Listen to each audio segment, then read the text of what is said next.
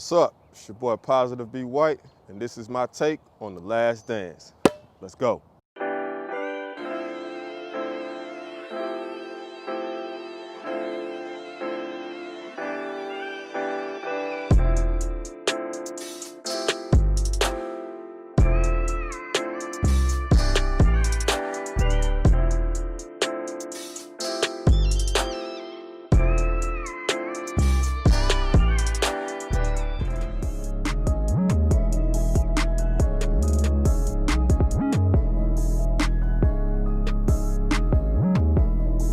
Originally started out being recruited by Hampton University and also UNC Wilmington.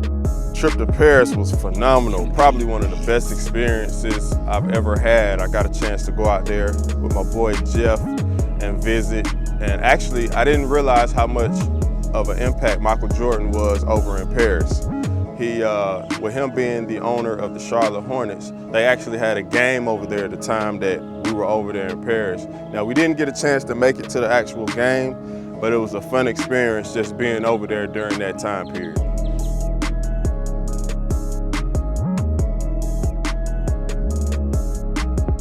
Yeah, growing up, I was always involved in sports at a young age.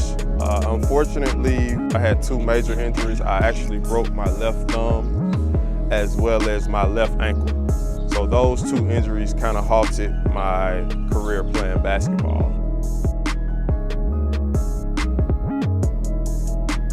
I actually enjoyed watching Dennis Rodman play because I think he was one of the best role players to play in the NBA. As far as rebounding and defending, he did his job to the T, and he didn't want to do anything out of his assigned role. So I think he was one of the top role players to play in the NBA. Phil Jackson, Dennis, can you get it done in 48 hours? Mike looks at him. If you let him go, he's not coming back. So Dennis hops on a PJ, lands in Las Vegas. Of course, 48 hours goes by. He's nowhere to be found. Mike has to jump on a PJ, go pick him up, and bring him back to the facility. One of the funniest parts of the episode.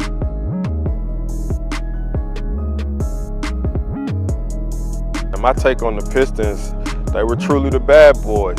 You know, the Pistons and Bulls rivalry is one that was really inked in history because of just the hate that they had for each other. You could definitely see the spirit change once the Bulls finally beat the Pistons. It was just like the David versus Goliath triumph when they were able to get over the hump. And it was just a remarkable thing to be able to see.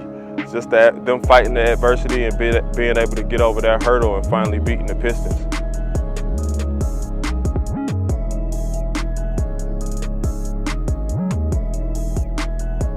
One of the things I think that stands out is Michael Jordan becoming a global icon. It's just crazy that you would think that Jordan was big in the USA, but he carried a lot of weight overseas as well.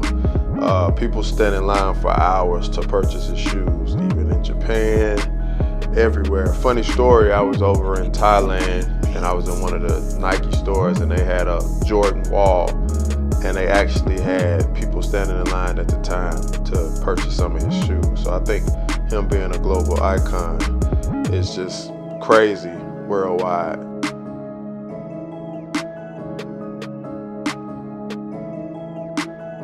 The whole Michael Jordan gambling thing was just, to me, I think it was blown way out of proportion.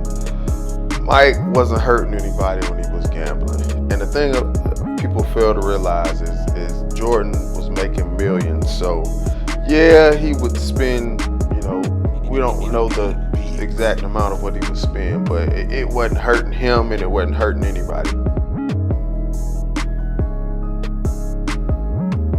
I think when Jordan's father passed, it crushed a lot of us, mostly. And when Mike announced his retirement in basketball, it was a shock to everybody.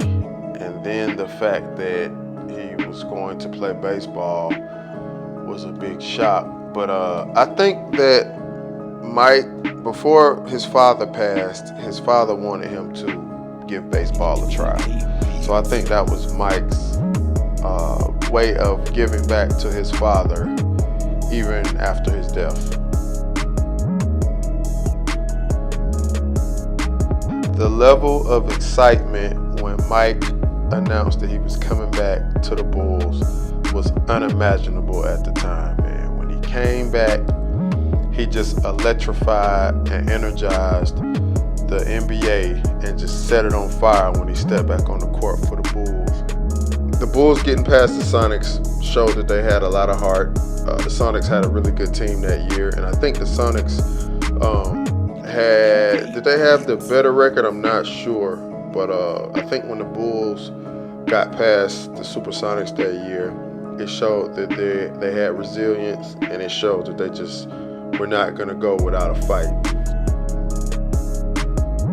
Reggie Miller, the three-point assassin. Yes, sir. That was definitely a tough matchup for the Bulls, and especially with Reggie Miller. Reggie Miller was a very intelligent player who stretched the floor because he was such a good three-point shooter.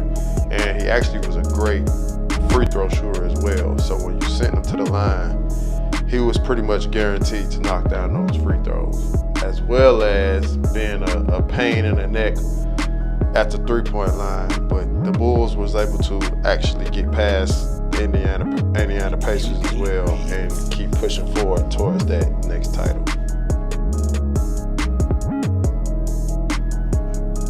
1, 2, 3, 4, 5, 6 rings. That's the epic Michael Jordan coin term. When you hear Jordan, you hear the 6 rings. Last Dance was truly a thrill ride that kept all of us on the edge of our seats during the whole entire episodes. I think that it showed what the players dealt with on and off the court, as well as the coaching staff on and off the court. It showed how Phil Jackson had to coach Michael Jordan, Scottie Pippen, as well as Dennis Rodman for their respective roles on the team. And overall, I just think it did a good job of highlighting how they had to handle that Bulls run and that dynasty and those 6 rings that they were able to acquire as a franchise. Thanks for checking out this video. It's your boy Positive B White. Be sure to like and subscribe to the page at Positivepassionatemotivated. I want to give a shout out to my boy Jeff at SSH Drones with an O. Be sure to check him out as well. It's your boy Positive B White. I'm signing out. I'll check y'all next time. Peace.